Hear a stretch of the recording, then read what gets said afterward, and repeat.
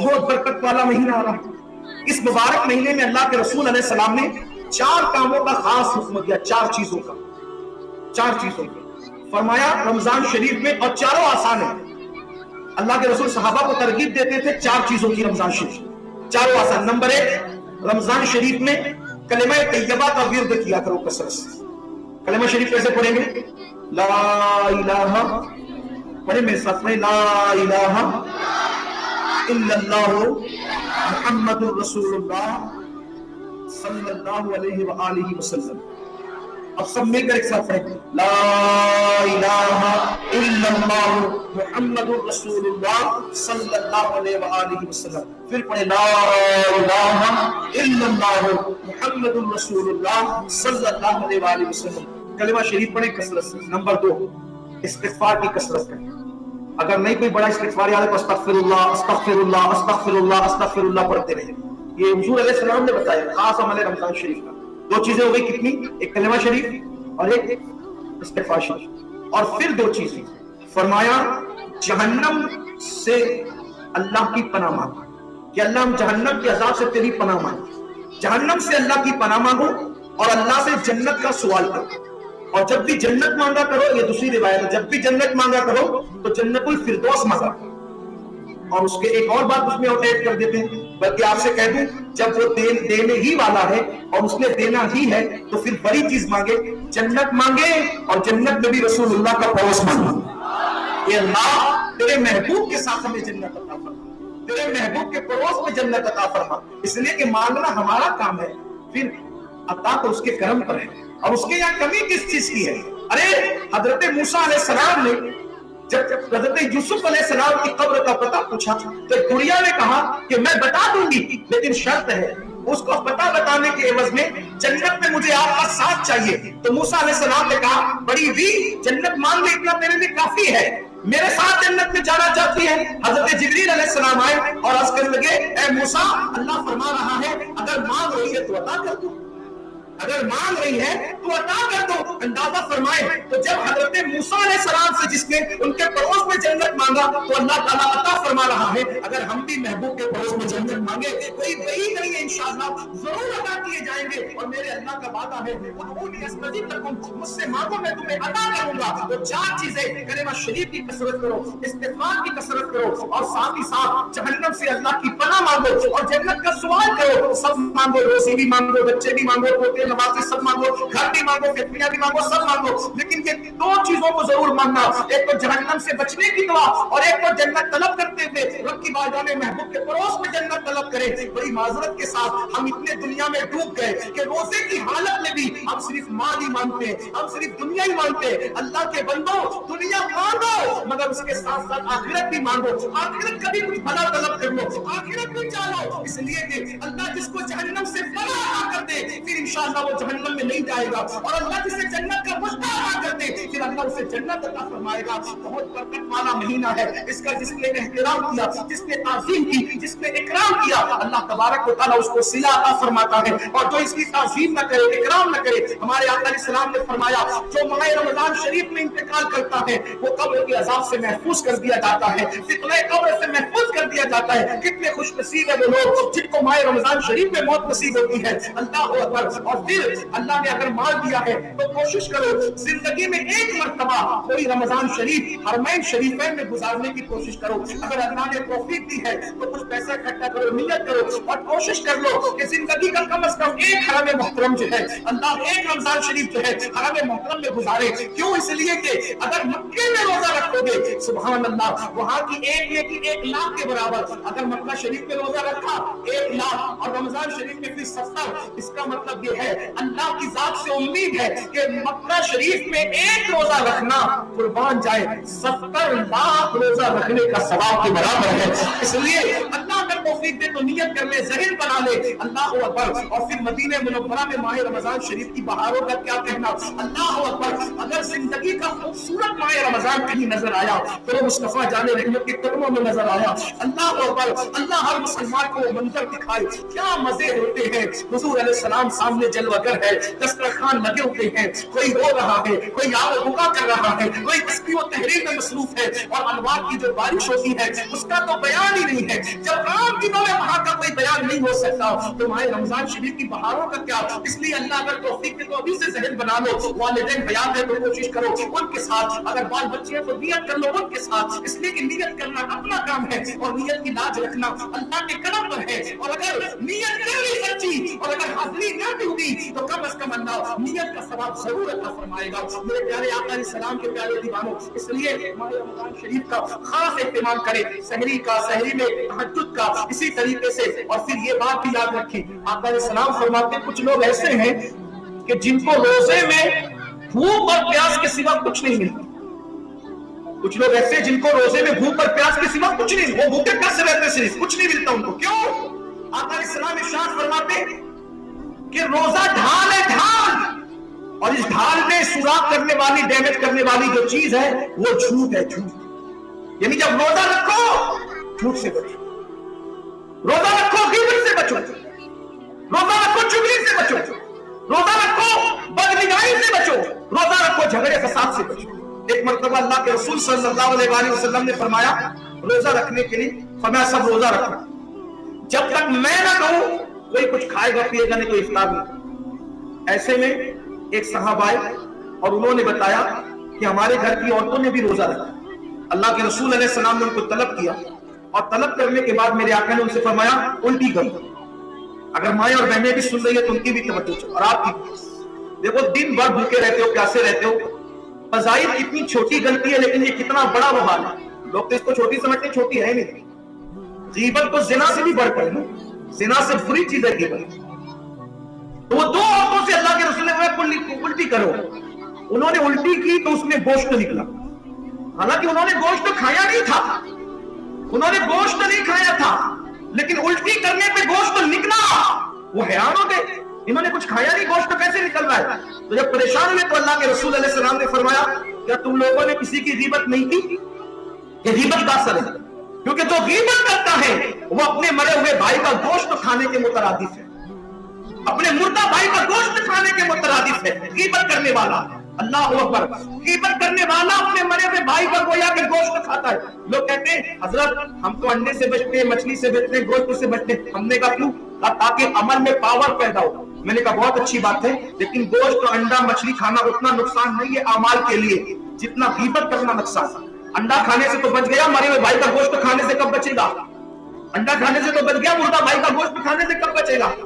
दिन भर खाने पीने से फ्रिज भरी पड़ी हुई है, किचन भरा पड़ा हुआ है, अच्छी अच्छी सब्जियां नहीं खाना है, फल नहीं खाना, और गीबत करके क्या खा रहा है? रोजे में मरे हुए भाई का गोश्त। आप अंदाजा फरमाएं। तो अपने रोजों को जाया मत करो, गीबत से बचो, चुगली से बचो, झगड़े से बचो, बदनिगाही से बचो, बुरा सुनने से बचो। इसलिए कि रोजा सिर्फ पेट का नहीं होता, रोजा जबान का भी होता है, रोजा आंख का भी होता है, रोजा कान का भी होता है। और क्या कान का रोजा ये कि कोई बुराई ना सुनो, आंख का रोजा ये कि कोई बुराई ना देखो, जबान का रोजा ये कि जबान से कोई बुरे जुमले ना कहो। अच्छा, कुछ लोग इतने पासा है बेचारे कि सारी गीबत करने के बाद क्या कहते हैं बताए? अस्तगफिरुल्लाह, तौबा तौबा, मैं गीबत की नियत से नहीं कह रहा हूं, मैं तो सिर्फ बताने के लिए कह रहा हूं। वाह, आपके नाम बदलने से बात बदल जाएगी। अरे गीबत तो वही है जिसको अल्लाह के रसूल अलैहि सलाम ने गीबत फरमा दिया। और लोग क्या कहते हैं? अरे भाई उसमें वो ऐब है तो हम बयान कर रहे हैं ना, ये कोई गीबत थोड़ी है। हुजूर अलैहि सलाम फरमा रहे ऐब है वो बयान करना ही तो गीबत है। अगर वो ऐब ना हो तो बयान करो तो फिर गीबत नहीं बल्कि तौबा है। किसी मोमिन के पीठ पीछे उसकी ऐसी बात बयान करना कि अगर वो मौजूद रहे तो उसके दिल को तकलीफ पहुंचे। बल्कि बुजुर्गों ने तो यहां तक लिखा कि अगर ये कह दिया ना कि उसकी आंख तो छोटी थी, ये भी गीबत है, उसकी आंखें तो लंबी थी, ये भी गीबत है। बहुत देर होशियार समझता अपने आप को, ये भी गीबत है। उसके मुंह से तो बदबू आती है, ये भी गीबत है। उसको तो कुछ आता चाहते ही नहीं, ये भी गीबत है। इसलिए गीबत करके अपने अमाल को जाया न किया करो, और खास तौर पर अपने रोजों को बर्बाद न करो, ज़बान पे कंट्रोल करो। बल्कि मैं तो ये मशवरा दूंगा, रोजा रखो, जाग रहे हो, तिलावत करो। लोगों का ये भी हाल है कि उन्हें कुरान शरीफ पढ़ना नहीं आता, कुरान शरीफ पढ़ना नहीं जानते।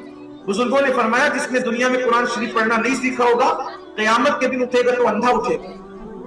मरने से पहले पहले कुरान शरीफ सीख लो।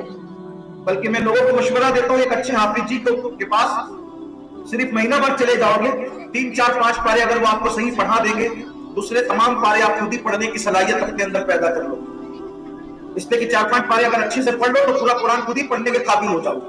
कुरान पढ़ने का उसूल जान लो, कुरान पढ़ने का तरीका जान लो। जैसे आप हर किताब पढ़ने थोड़ी सीखने जाते हैं, आपने उर्दू पढ़ने का कायदा सीख लिया, इंग्लिश पढ़ने का कायदा सीख लिया, हर चीज पढ़ रहे हैं, इसी तरह कुरान पढ़ने के कवायद सीख लीजिए, आप बिल्कुल कुरान मुकम्मल पढ़ने लग जाएंगे। रमजान शरीफ के महीने का इसका भी फायदा उठा लो। रोजाना किसी अच्छे हाफिज जी के पास 1 घंटे का वक्त निकाल करके दो और 4 5 पारे अच्छे से पढ़ना सीखो। देखिए वक्त निकालने पर होगा।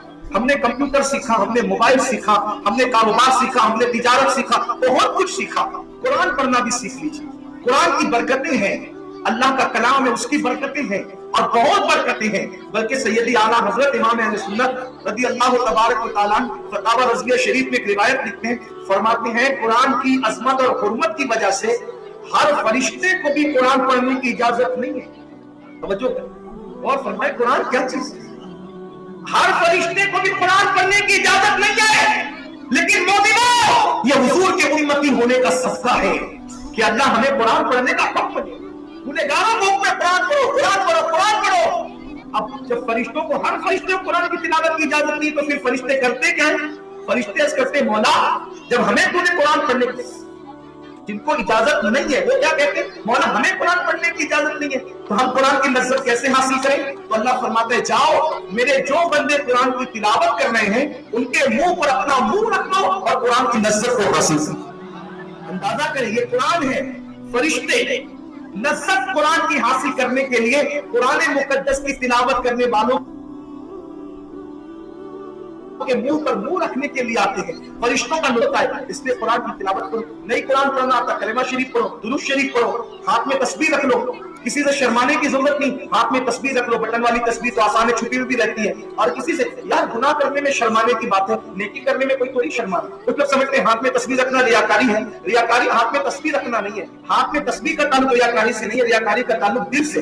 अगर आप दिल में ये सोचते हैं माज़अल्लाह कि लोग मुझे तस्बीह पढ़ता देख करके बड़ा मुत्तकी पासा समझे, तो ये रियाकारी। और अगर आप अल्लाह के लिए पढ़ रहे हैं, लोगों से आपका कोई ताल्लुक ही नहीं, बल्कि ये भी नियत है कि चलो लोग देखेंगे तो 4 लोग मुझे देख के भी तस्बीह पढ़ेंगे, तो बल्कि अल्लाह उसका सवाब तुम्हें और अता फरमाएगा। क्योंकि जितनों ने आपको देखकर हाथ में तस्बीह ले ली उनको तो सवाब मिलेगा, उनके सवाब में कमी नहीं है, मगर अल्लाह आपको भी सवाब अता फरमाएगा। इसलिए अगर आप हाथ में तस्बीह, बातचीत से परहेज करो, कम से कम गुफ्तगू करो। रोजे में जितनी कम गुफ्तगू करो उतना अच्छा है। लेकिन इतना याद रखना, ऐसा नहीं कि बात ही बंद कर दो। हमारे यहाँ चुप का रोजा नहीं है, बकदरे जरूरत बात करो, फजूल बात से बचो, टीवी देखने से बचो। बल्कि एक बात यहाँ और भी अर्ज कर दूं कि कुछ लोग क्या करते हैं, रोजे में इतने नेक हो जाते हैं कि वो टीवी चैनलों पर ही मसरूफ हो जाते हैं। और पड़ोस के मुल्क में से ये वबा आ गई है, रमजान शरीफ के प्रोग्राम के नाम पर अब तो एंकर और लड़कियां मेकअप करके बैठती हैं बिल्कुल इफ्तार के करीब, और उनके साथ लोग भी आ करके बैठ जाते हैं, फिर सवाल और जवाब होते हैं, ये होता है वो होता है सीखना। कितने मुकद्दस वक्त में आप एक मेकअप करके आने वाली लड़की के साथ हालत रोजा में टीवी का मुंह पकड़ कर बैठे, सोचिए। और लोग उसको भी इबादत समझते हैं, उसको भी इबादत समझते हैं। याद रखिए कि उलमा के बयानात जरूर सुनिए, उसका एक वक्त हो। लोग बिल्कुल इबादत के दुआ के टाइम में, इस्तिग़फ़ार के टाइम में टीवी लगाकर बैठ जाते हैं, तो ऐसा मत कीजिए। खास तौर पर इफ्तार के वक्त में अपने बच्चों को, बीवी को, सबको साथ में लेकर के बैठो, और हो सके तो घर का कोई फर्द दुआ करे और उसकी दुआ पर सब लोग आमीन कहें। अब आप सोचेंगे मुझे तो दुआ करना नहीं आती, फिर आप अकेले में क्या करते? अल्लाह के यहाँ अल्फाज के उतार चढ़ाव नहीं देखे जाते, अल्लाह के यहाँ उर्दू अदब के मामला चेक नहीं किए जाते, यहाँ तो दिल का मामला। इन्नल्लाह ला यंज़ुरु इला सुवारिकुम व इला अमवालिकुम वलाकिन यंज़ुरु इला कुलूबिकुम। अल्लाह ना तुम्हारे चेहरे देखता है, ना तुम्हारे माल देखता है, वो तो तुम्हारे दिलों को देखता है।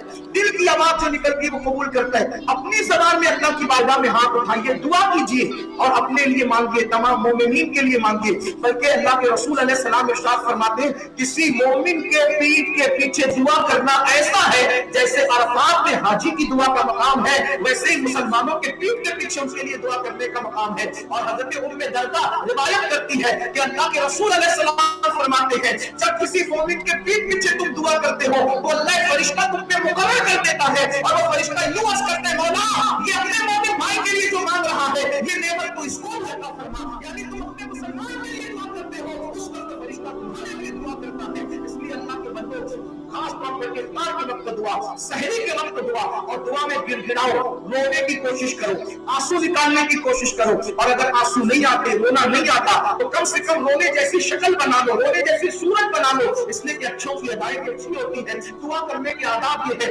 अव्वल दुरूद शरीफ पढ़े, आखिर दुरूद शरीफ पढ़े और बीच में दुआ करें। इसलिए कि इमामुल मुतकल्लिमीन अल्लामा नकी अली खान रहमतुल्लाह अलैह अपनी किताब में लिखते हैं कि बगैर दुरूद की दुआ ऐसे ही है जैसे बगैर पर का परिंदा, बगैर पर का परिंदा क्या उड़ सकता है? नहीं उड़ सकता। इसी तरह बगैर दुरूद की दुआ का भी यही हाल है। तो इसलिए अव्वल दुरूद पढ़ो, आखिर दुरूद पढ़ो। दुआ दुरूद कभी मरदूद नहीं होगा, दुरूद हमेशा कबूल होता है। तो अव्वल का दुरूद भी कबूल होगा, आखिर का दुरूद भी कबूल होगा, तो इंशाअल्लाह बीच की दुआ भी कबूल होगी। और दुआ के अंदर ये आयत जरूर पढ़ा करें, रब्बना आतिना फिद दुनिया हसना व फिल आखिरति हसना व क़िना अज़ाबन्नार। आका अलैहिस्सलाम फरमाते हैं जिसने ये दुआ कर ली उसने सब कुछ मांग लिया और अल्लाह उसको सब कुछ अता कर देता है। एक हदीस ये भी है, जो ये आयत करता है अल्लाह उसके गुनाहों की मग़फ़िरत फरमा देता है। ये आयत भी याद कर ले, उसी के साथ साथ सूरह फातिहा याद कर ले।